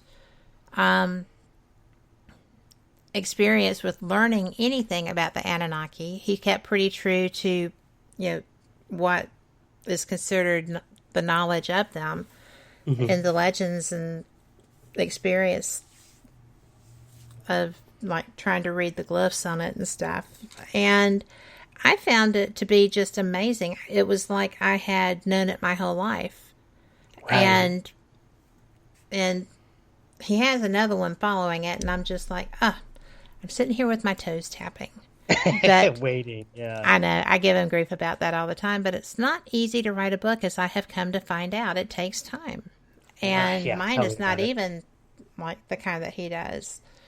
And it's closer to yours than it is to that, but it's a different topic. But, I just think that there's so much information. I mean, did we really get sold out so that, so many people could be taken to have the technology? I mean, there's so many stories that are out there. Yeah. So many different things that make you just go, well, if that was true, we'd have to do something about that. Even if that was not the current government. You just have to sit back and say, well, what would be logical? I just can't imagine that. But then, right after that, we advanced more in 20 to 30 years than we had in centuries. Mm-hmm. Mm-hmm. So where do you go with that? You're going to have to come back because this is way too much fun and we have so many more topics to talk about. Yes, we do. I know we get along well, Kat. And no, I wish I could talk for hours and hours. And I can. I'd be honored to come back on. I would love that. To keep chatting because this is, again, these topics and everyone listening now, you and me, we're all part of a community that is extremely special and extremely unique and integral to everything that's happening tomorrow, the day after that, the day after that. We are the people who are going to change humanity. And yes. I firmly believe that. And when you have people like Deep Prasad, a quantum physicist, or a nuclear physicist like Stanton Friedman, or academics, psychologists, doctors, everyone you can think of interested in this topic and being a part of it, that's what's going to have that chain effect to change the world. And every thought and theory should be put out on the table because we don't have answers. We don't have the answers to any of this. So, again, I value the time you've given me to speak my mind, and I value everyone's opinion on these topics. So if anyone listening wants to reach out to me, please do. I'm always willing to talk. I know this will not be the last conversation you and I have. Not a chance. but we only scratched the surface, and I think that's what's awesome about this is like we could talk for hours about it and keep doing it. So let's keep the conversation open. Absolutely. And we get Christmas tomorrow. Yes, we do. Oh, I can't wait to see what's under the tree. And the hardest day is always the day after Christmas, right? So we just got to keep that going. Keep the ball rolling. Keep the presents under the tree. Let's keep the tree there all year. I'm all about keeping a tree up. But definitely. I am so excited to see what comes out of that. I'm so glad that you were here tonight because this is a big night for people with our interests. It's just, it is just like Christmas because, they think that they might have found, what could have been water on Mars. Well, they found life, evidence of life on Venus. Yeah. So, big, hairy deal. Amazing. And, thank you so much. And you can find Ryan, everything Ryan Sprague at somewhereintheskies.com. That's the book. That's the podcast. You can find everything you need to know about him. Probably not your shoe size, but right there. So go check him out. Buy the book. It's amazing. And this is he revamped it. The 2020 edition is the revision of the 2016 edition. So if you already have the 2016, you need the 2020 because it's different. Yes, it's almost 80,000 new words, Kat. That's my selling point. That's amazing. It's a whole new book, yeah. That is a whole new book. Yeah. And I loved every minute of it so far. I still have like 2 chapters that I have not finished yet because I was kind of leapfrogging, but that's okay. So yeah, well, they're not going anywhere. No, they're not. They're right there with me. Yeah. So thank y'all, everyone. Now we are back live. We took off for the holiday week because people were traveling and such. But obviously starting tonight with my great guest Ryan. Then tomorrow night is Denise Pridemore, and she is welcoming Sean Austin to the Paranormal Pride. I will be back Wednesday with Paranormal Experience with Kat Hobson, and my guest this week is none other than Mr. EVP himself, Tony Rathman of Entity Voices Paranormal Investigations, and he is fantastic. You'll enjoy him. And then Shelley is trying to get back on schedule, so she will be having her rebroadcast and go back live the next week.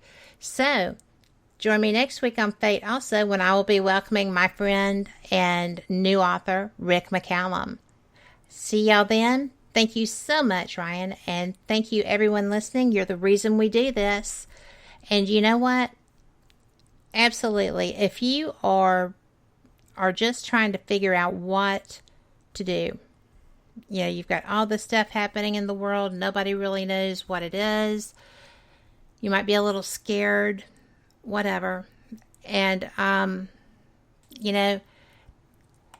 absolutely, it's okay. Because all you have to do is continue to be the best you can be. We have riots, fires, and mudslides. Probably sushi in the mall, too. So all you have to do is just know that everything, whatever, happens the way it's supposed to. We don't always understand. I frequently have no clue. But it just totally is that way. And if you want to change your world, you can do that. Because you can manifest that which you wish to see happen. If you want to change the world, be the change. Be the spouse you would like to have, the friends you'd like to have. And just take care of you as you do it. Be careful out there, and I hope that this information that comes out tomorrow is as exciting as I think it's going to be. I'm excited. Ryan's excited. Oh, yeah. Just take care, and we will see you next time. I appreciate every one of you. Good night.